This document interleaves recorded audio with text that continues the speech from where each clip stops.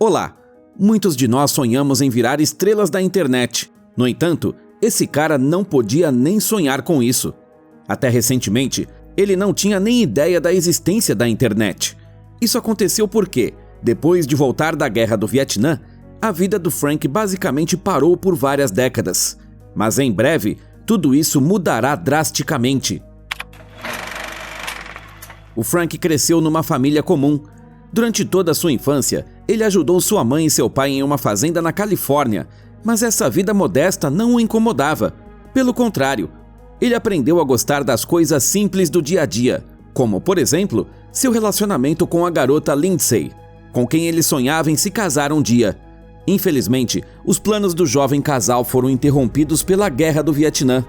O Frank prometeu voltar da guerra o mais rápido possível, mas sua permanência no fronte se estendeu um pouco.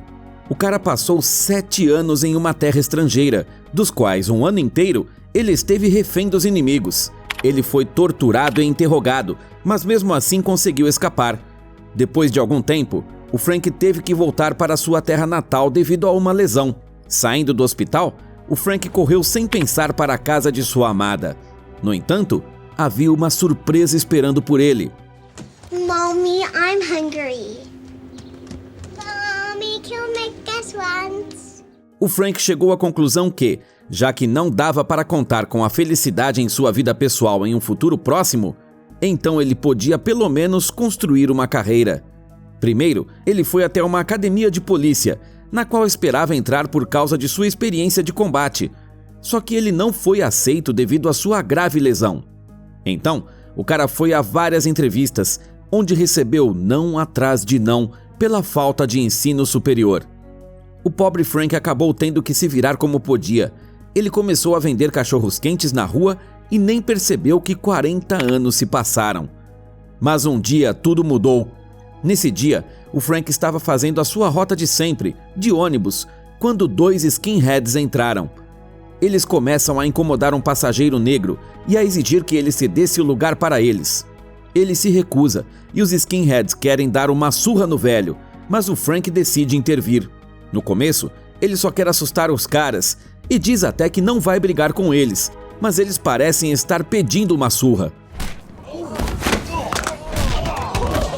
Os passageiros do ônibus aplaudem o Frank. O que ele ainda não sabe é que um deles filmou toda a cena.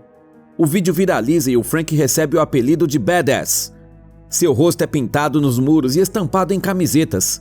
Os policiais levam Frank para casa como se fosse um melhor amigo e os jornalistas competem entre si para entrevistá-lo. Mas o mais importante é que sua mãe fica muito orgulhosa.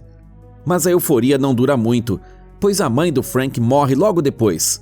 Ela deixa de herança uma casa grande e o cachorro querido. Agora, há uma única pessoa próxima na vida do Frank, o seu melhor amigo Klondike, que também é um veterano de guerra. O Klondike ajuda o Frank a se instalar em sua nova casa.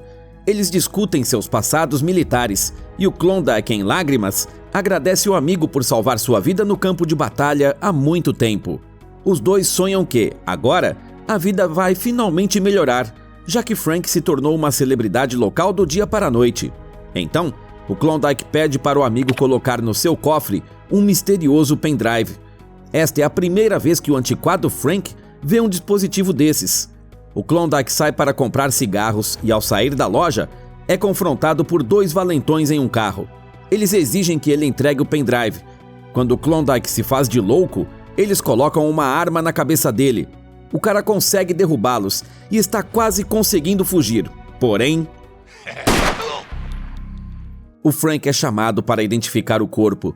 Ele pede aos policiais que façam tudo ao seu alcance para pegar os assassinos de seu melhor amigo.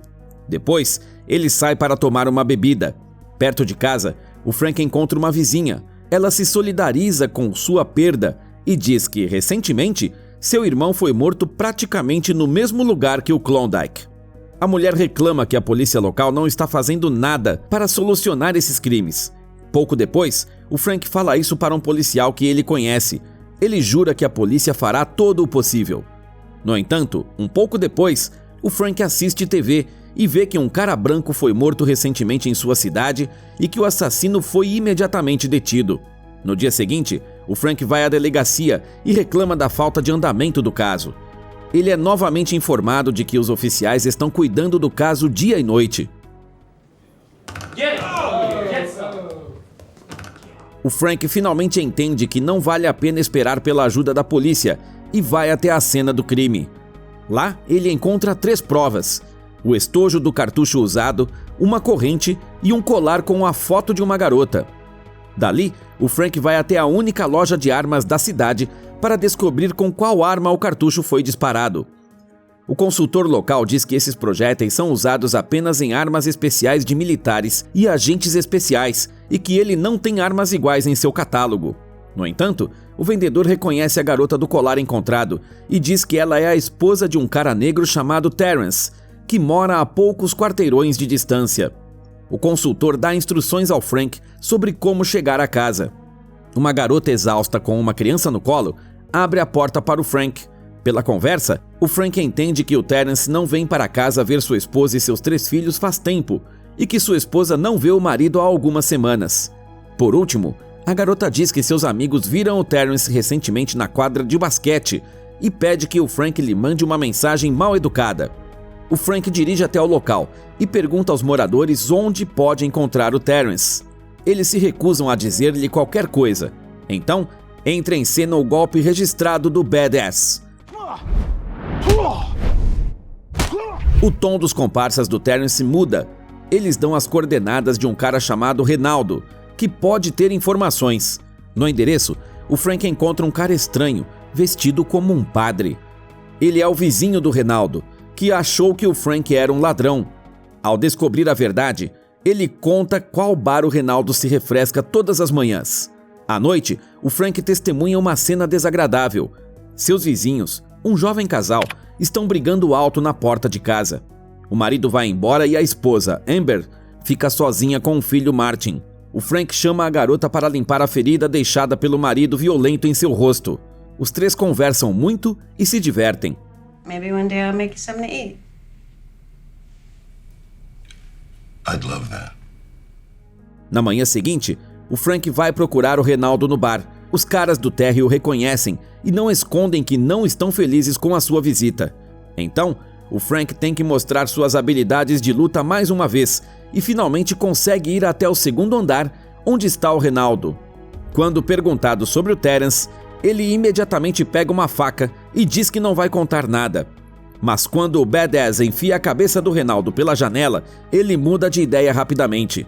Ele diz que o Terrence namorava com uma garota que faz massagens em um salão ali perto. Satisfeito com a resposta, o Frank sai. No caminho para casa, o homem é parado por seu colega policial. Ele diz que já estão correndo rumores por toda a cidade sobre as brigas do Frank. Além disso, o xerife quase expediu um mandado de prisão contra ele, mas o policial conseguiu impedi-lo no último momento. O Frank responde que ele não pode simplesmente ficar esperando, enquanto vê os outros policiais perdendo tempo na delegacia sem fazer nada sobre a morte do seu melhor amigo. O policial se exalta e diz que aquele não é o trabalho do Frank e que, se for assim, ele não o ajudará mais. I don't want your help. O Frank chega em casa e vê que tudo está virado de cabeça para baixo. Ele mal olha ao redor e um brutamontes logo lhe agarra por trás. O estranho exige que ele devolva o pendrive imediatamente, mas o Frank finge não saber do que se trata e joga o intruso pela janela. Depois disso, o Frank vai até o vizinho, Martin, e pede que ele veja o conteúdo do pendrive que o Klondike deixou para ele. No dispositivo, há um mapa da cidade, alguns avarás de construção e uns contratos. O Frank não entende o que seu amigo pode ter a ver com isso, mas um apelido estranho chama sua atenção: Panther. Mais tarde, o Frank vai até a casa de massagem asiática que o Renaldo lhe falou e marca um horário com a Tatiana. Ela fica surpresa que ele pediu uma sessão justamente com ela. Quando o Frank diz que está procurando pelo Terrence, a garota fica com medo. I just realized I'm double booked. Diane will be here in a few minutes to finish you off. Depois do término do turno da Tatiana, ele a segue até a casa dela, mas no momento em que ele tenta entrar pela janela, ele é visto por um vizinho. Ele não acredita na historinha do Frank de que ele é o namorado da Tatiana e exige que ele chegue mais perto. Quando ele reconhece que o estranho é o Badass da TV, ele muda totalmente. Ele não só deixa o Frank ir embora, como também o lembra que sua namorada não fecha a porta dos fundos. O Frank sobe para o segundo andar e encontra a Tatiana e o Terrence na cama. O cara tenta atirar no estranho, mas o Frank rapidamente o empurra contra a parede e o leva para a cozinha. Lá, ele enfia a mão do Terrence no triturador de lixo e exige saber quem matou o Klondike e por quê. O Terrence grita de dor e rapidamente abre o jogo. Ele diz que o Klondike foi morto pelo seu parceiro, Sebastian, e que ambos só estavam seguindo ordens. A princípio, o Terrence se recusa a dizer quem exatamente está dando as ordens, mas depois de outra tortura com o triturador, ele revela o nome do Panther e o lugar onde ele está escondido. By the way, your wife's got a message for you. Say go yourself. Ao voltar para casa, o Frank percebe que o casal vizinho está brigando mais uma vez. Só que desta vez, o homem está ainda mais agressivo do que antes. O Frank intervém e pede que o cara deixe a Amber em paz. Quando o marido começa a achar que sua esposa o está traindo com o vizinho, o Frank o detém rapidamente e o manda embora. Feliz, a Amber se joga nos braços do Frank e diz que ele parece cansado. Ela sugere que ele durma um pouco e depois venha jantar com ela, ainda mais porque o filho, Martin, vai passar a noite na casa de um amigo. Mas o Frank não quer dormir, claro. Animado, ele se prepara para o jantar por um bom tempo, veste seu melhor terno e compra flores. A Amber fica fascinada com o novo visual dele e eles jantam num florido jardim. O Frank fica encantado com a comida caseira e a garota diz que está muito feliz por finalmente cozinhar para alguém que aprecia sua comida. Ela diz para o Frank que, quando se casou, o seu marido era completamente diferente e que agora ele mudou completamente. Depois, eles se sentam na varanda e conversam. Mas quando o tão esperado momento do beijo finalmente chega... What's up, shorties? O amigo de Martin foi posto de castigo e a festa do pijama foi cancelada. Mas o Frank e a Amber não ficam chateados.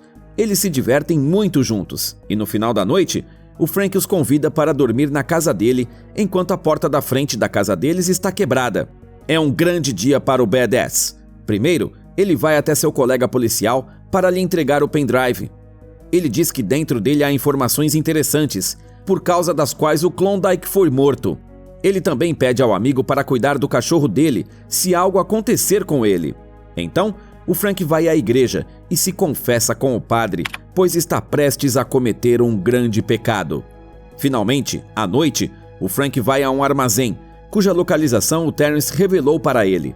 A princípio, os caras não querem deixá-lo entrar, mas quando o Panther, a autoridade criminal, ouve a voz familiar, ele mesmo sai das sombras. But it looks like you've bitten off a little bit more than you can chew. O Frank acusa o Panther de matar seu melhor amigo. O criminoso responde que ele apenas puniu o Klondike por roubar algo muito importante para ele. Ele exige que o Frank lhe dê o pendrive, e quando ele novamente finge não saber de nada disso, o cara o agarra e o coloca em uma cadeira elétrica. Mas o Frank não tem medo de tortura. Muitos anos atrás ele passou por isso várias vezes. Então, ele resiste e não entrega nada. Então, o Panther perde a paciência, sai e ordena que seus capangas terminem o que começaram. O criminoso sabe, de algum jeito, que na casa do Frank sua namorada o espera. Por isso, ele vai visitá-la.